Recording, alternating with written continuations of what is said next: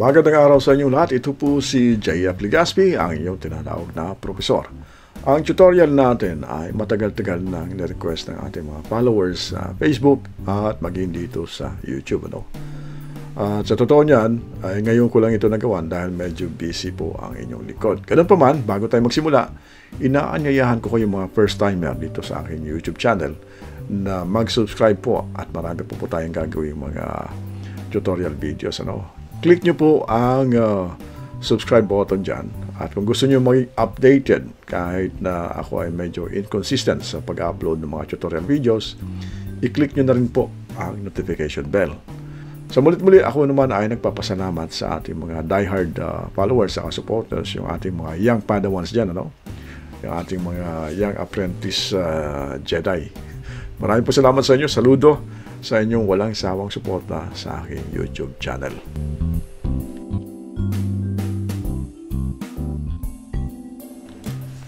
Pag-uusapan natin ngayon ang tungkol sa SPD or Surge Protection Device para ito sa solar PV system installation. Magagamit ito ng mga DIYer o solar PV enthusiast, maging kayong mga professional installer. So, meron tayong DC SPD, yung nasa picture na yan. Ito yung hawak ko. Yung puti na yan, huwag yung papansinin dahil tinakpan ko lang yung tatak para hindi tayo mapagkamalang nag-i-endorso tayo ng produkto.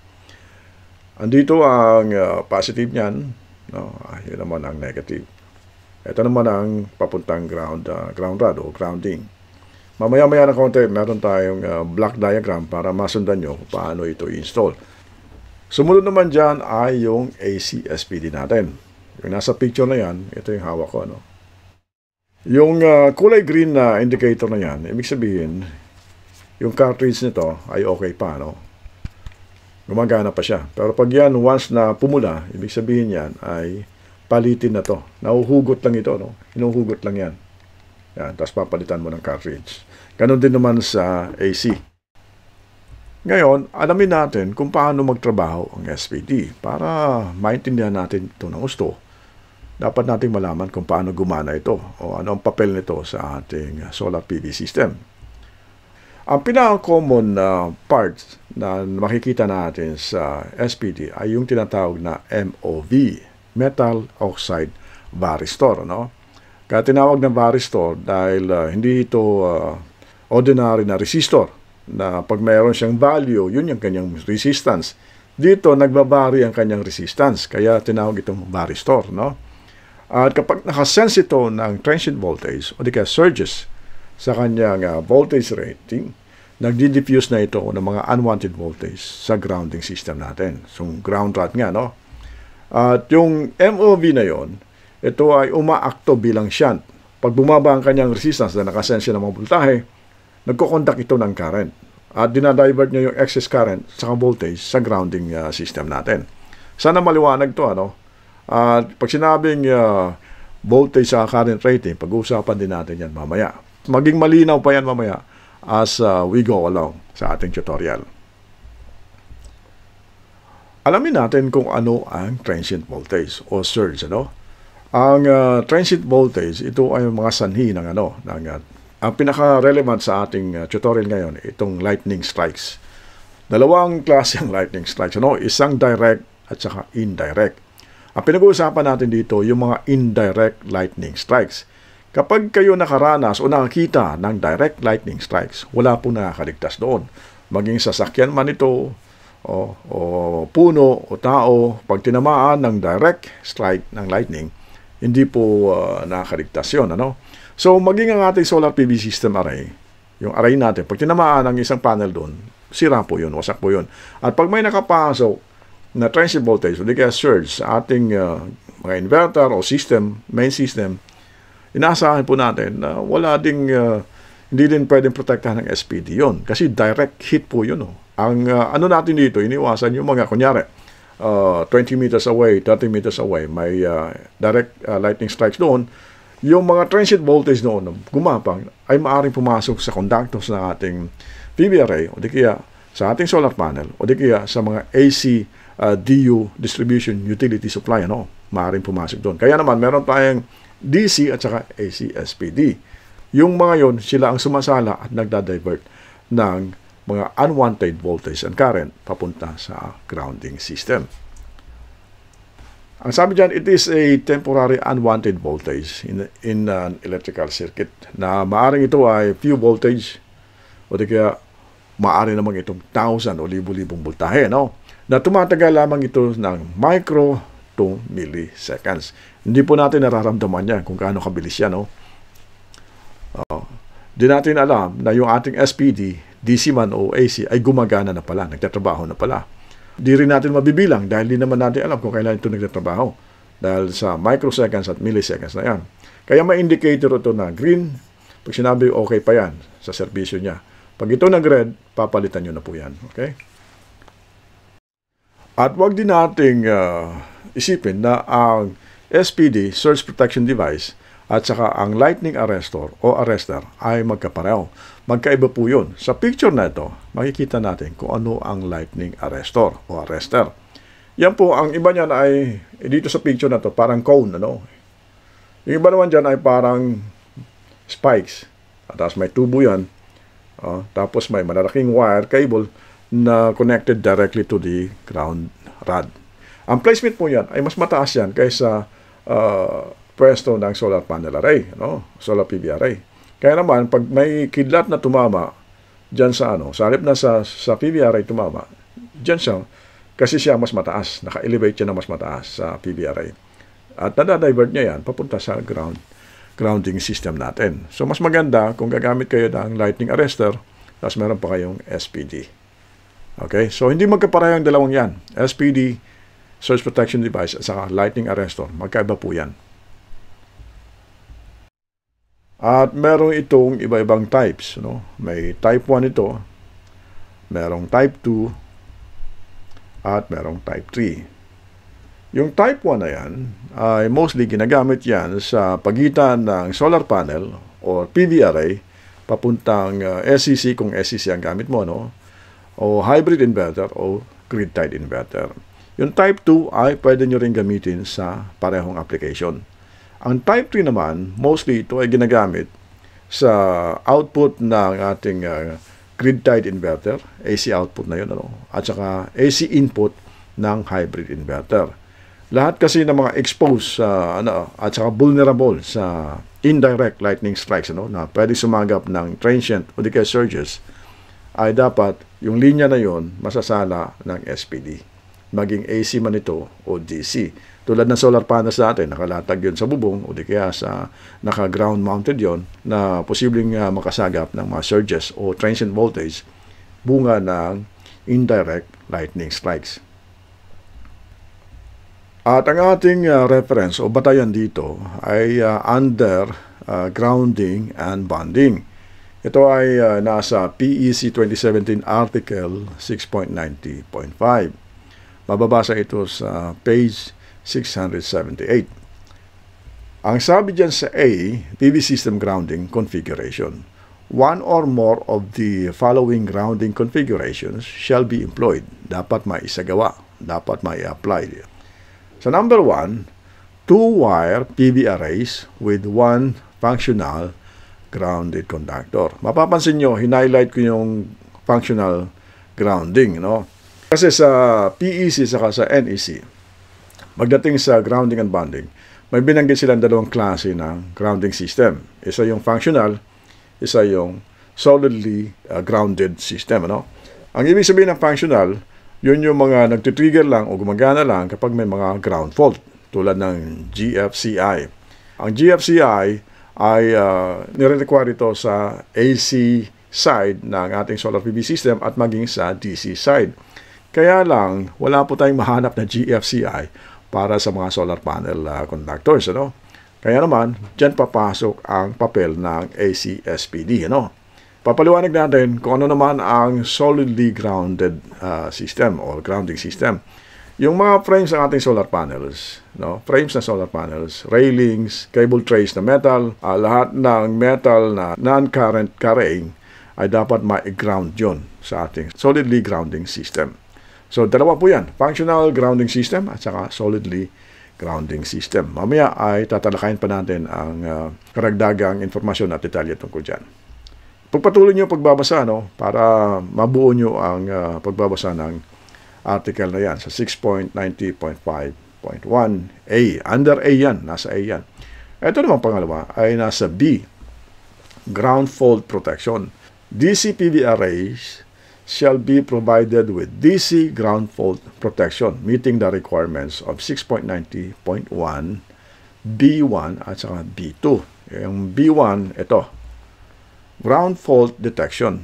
Dito papasok nga yung mga GFCI. Kaya lang wala, sulad sabi ko, wala tayong makikita ang GFCI para sa DC. Ano? Karamihan kasi noon ay nasa AC side. Nandun na yung RCD, RCCB, RCBO. Patuloy natin pagbabasa.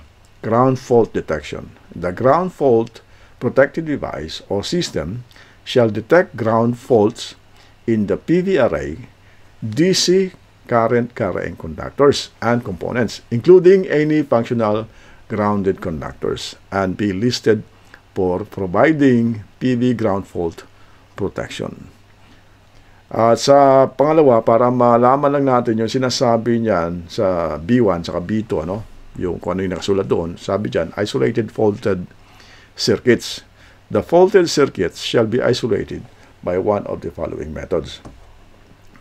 Number 1, the current carrying conductors of the faulted circuits shall be automatically disconnected. Dito papasok yung tinatawag natin, kunyari may arcing, ano? Kapag may arcing, doon papasok ang AFCI. At kung meron mang ground fault, doon papasok ang GFCI. So, yung RSD, dyan sa number 2, papasok. Pero hindi natin pag-uusapan yan ng mahaba. Kasi sinulat ko lang yan dyan, sinama ko lang yan, para malaman nyo kung ano yung tinutukoy ng D, ano? Ground fault protection. Kung babasahin nyo sa page 680, meron nakasulat doon, FPN, Fine Printed Notes. Ang sabi doon, most PV system installed in the past decade are actually functional grounded systems rather than solidly grounded systems as defined in this code. At saka meron pang karugtong yan, basahin na lang. So, ang paliwanag dyan, yung mga sinaunang henerasyon ng mga solar PV installer, yung negative na conductors ng ating mga solar panels, sinusolid ground nila yon. Kamakailan lang, meron mga nagtanong sa akin ng mga partner, paano yung negative terminal ng baterya? Hindi ba ginaground yun?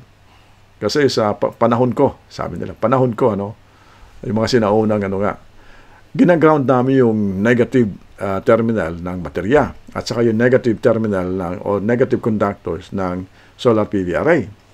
Sa ngayon, not necessarily kasi meron tayong mga functional grounding devices tulad na ng SPD. Ang SPD gumagana lang siya kapag nakasense siya ng transient voltage, ano, within his rating. Papaliwanag natin na mamaya yan. Sana maliwanag yung functional grounded systems saka solidly grounded systems. At nabanggit ko na kung ano yung mga solidly grounded systems. Yung mga frames ng solar panel, railings, no, cable tray ng mga metal, at lahat ng mga metal enclosures, at maging ang casing ng ating inverter o casing ng ating mga MPPT SEC o grid-tied inverter o ano man, dapat naka-ground lahat yun. Intindihin naman natin kung ano yung mga nakasulat na specs. No, may mga letra kasing ganyan dyan eh. Ano yung mga yan? Intindihin natin. Tulad niya, no, nasa picture na yan. Ano yung UC? Ano yung IMAX? IN? UP, ano? Intindihin natin maigi yan. So, sa UC, nakasulat dyan, 500 volts DC, ano? Ang UC, ibig sabihin niyan ay maximum operating continuous voltage. Sa voltaheng ito, pag ang voltahe na dumadaloy sa solar PV conductors ay mababa dyan, ito ay passive, hindi gumagana ang SPD. Pag lumampas dyan ang voltahe, ito ay magsisimula mag-divert. Yung MOV ay magiging current carrying na yon, magiging conductor yon, mag-create ng contact yon sa ground. Kaya magda-divert na siya ng excess voltage. Yung IMAX naman na yan, nakasulat dyan ay 60 kiloamps. Yan yung maximum discharge current na kayang i-handle ng SPD. At yung IN naman na nakalasulat dyan ay 30 kiloamps. Ang ibig sabihin ng IN, nominal discharge current yan. So kung magtatanong kayo bakit ano yung Imax, ano yung IN, ang pinakamagandang halimbawa dyan ay tulad ng inverter, meron tayong continuous power rating at meron tayong peak power rating. Maliwanag po yan, ano? Ito namang UP na to.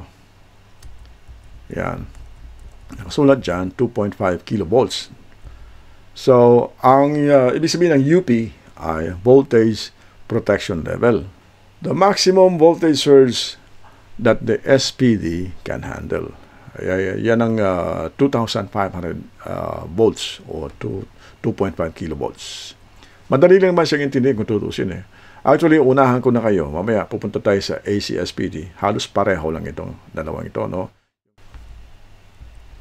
Sa installation tayo. Punta tayo sa installation, no? Okay. Kunyari meron tayong 4 na solar panel. For example lang ito. Visual presentation lang. At meron tayong MCB dyan. At meron tayong DC-SPD. Huwag niyong pupunayin na wala yung ibang safety devices dyan tulad ng isolator o di kaya RSD. Ito naman ay para lang malaman nyo kung saan dapat i-install ang DC-SPD on PV array side. Ano? So naka-series yung 4 nating solar panel. Yung output ng ating MCB, papunta yan sa MPPT-SCC, hybrid inverter, o di kaya grid-tied inverter, photovoltaic or PV input. Ano? Ang installation natin dyan, paparallel natin yan sa output ng ating DC MCB. Output, ano? May tutorial ako nito. Ang ginawa ko naman ay nakaparallel sa input. At marami nagreklamo sa akin.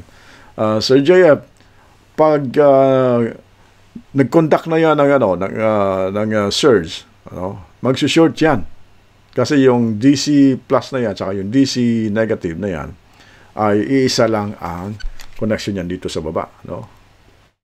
Para maging mas safe kayo at hindi kayo magduda, mas maganda dito nyo i-connect sa output ng MCB. So, nasa sa inyo yan kung sa input nyo ikabit o sa output ng DC MCB. Pero tulad na sabi ko, merong 3 characteristic ang electricity. Kung ano yung pinaka lowest resistance, dun yung tutulay. At dahil pinaka lowest resistance ang path ng ating SPD papuntang ground, dun tutulay yung kuryente at hindi babalik sa ano.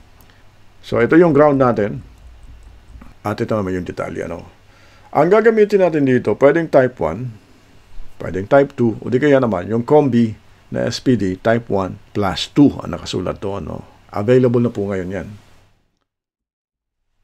Pagdating naman sa rating calculation natin, sa PV module, ano, importanteng maintindihan natin to.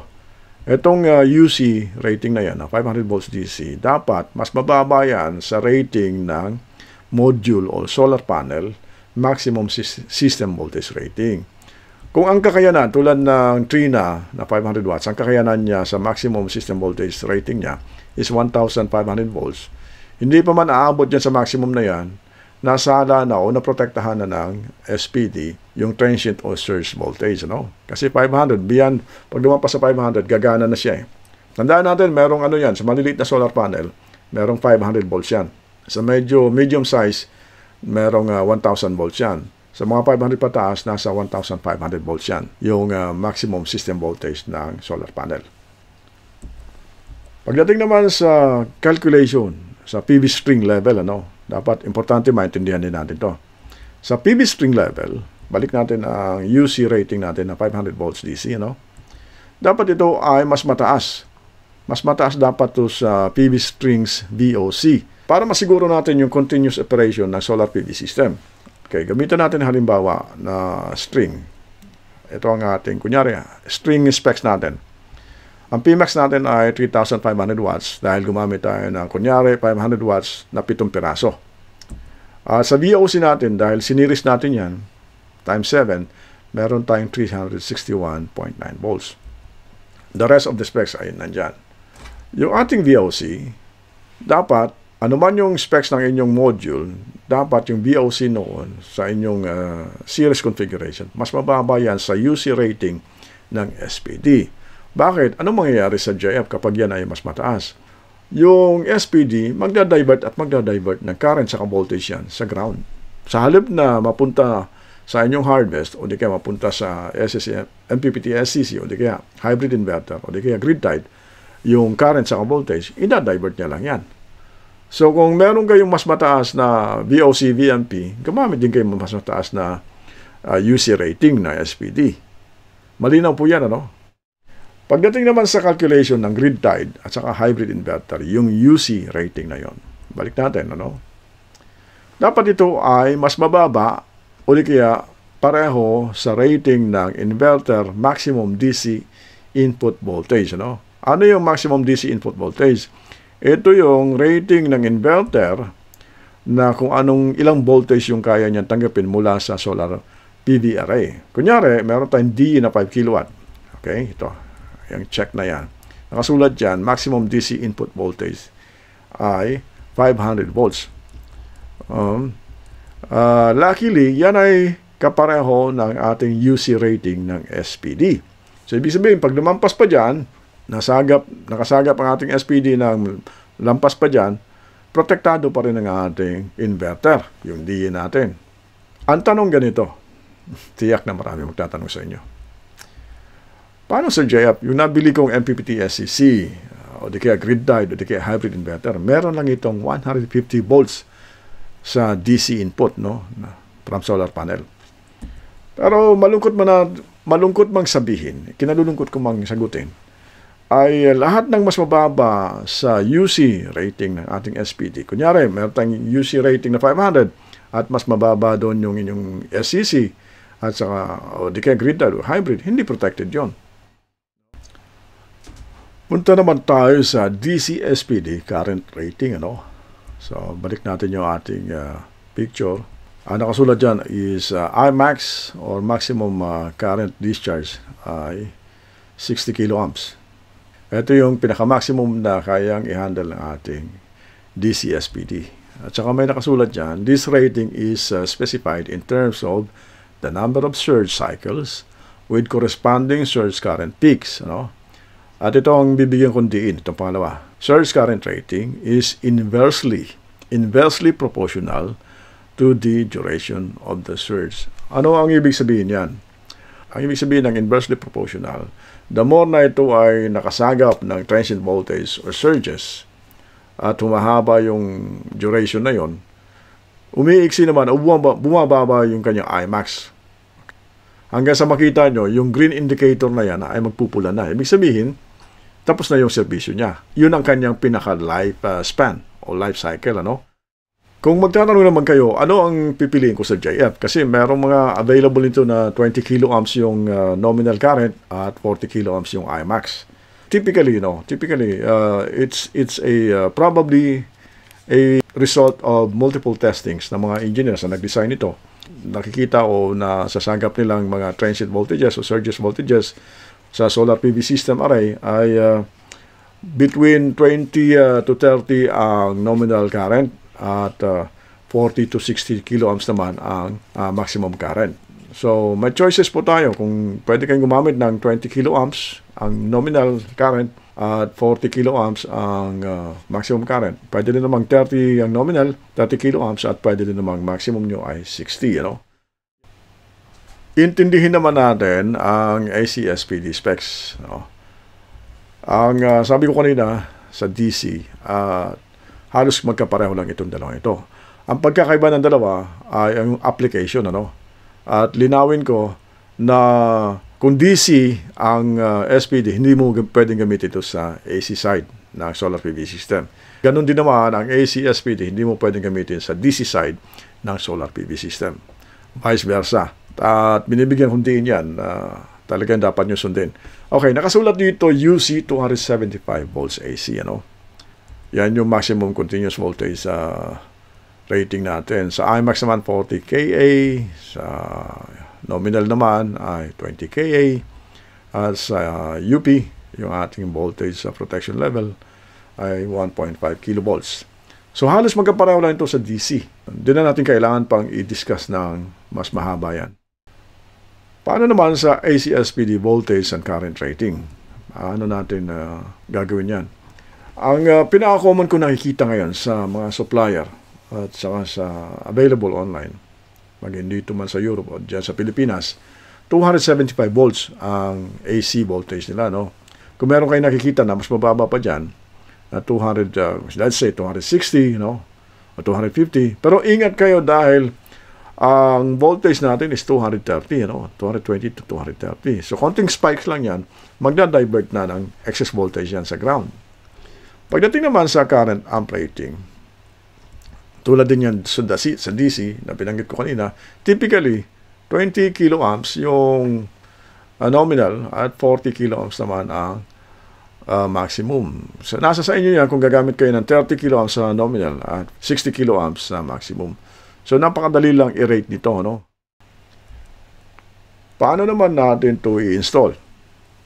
Okay. Simulan natin sa hybrid inverter AC input. So, meron tayong MCB AC yan, At ito yung galing sa ating main panel board o di kaya DU. Papunta sa input ng ating AC MCB.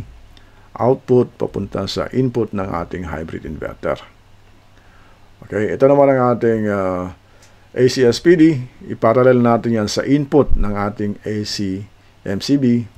At observe natin ang line at saka neutral conductors, At ito ay natin sa ating ground rod. Kung gumagamit kayo ng bus bar, dahil marami kayong ground wires, nakakonekta yan sa bus bar, papuntang ground. Ito naman ang detalye, gamit tayo ng type 2 dyan, o type 3 mas maganda na SPD, AC SPD.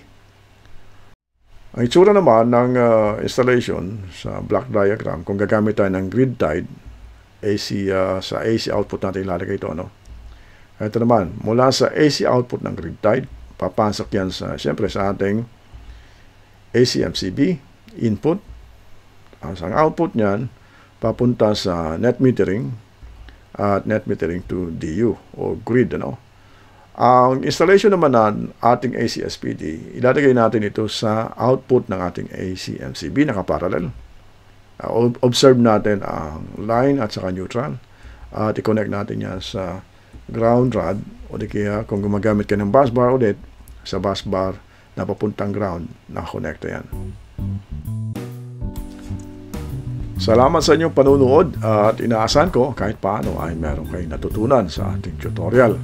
Inuulit ko po sa mga first-timer viewers po natin, mag-subscribe po kayo para masuportahan nyo ang channel na ito. At click nyo ang notification bell kung gusto nyo ma-notify sa tuwing tayo ay merong bagong upload. At para masuportahan nyo po ang channel na ito sa mas magandang paraan pa, kung may mga kakilala kayo na maaaring matuto pa tungkol dito sa tutorial natin, ay pakishare o pakibahagi na rin po ang video natin. Sa mulit-muli po, ito po si JF Legaspi, nagpapasalamat at nagpupugay sa inyong lahat sa walang sawang suporta at panonood sa ating mga videos. Sa muli po natin pagkikita sa susunod na tutorial o upload. God bless.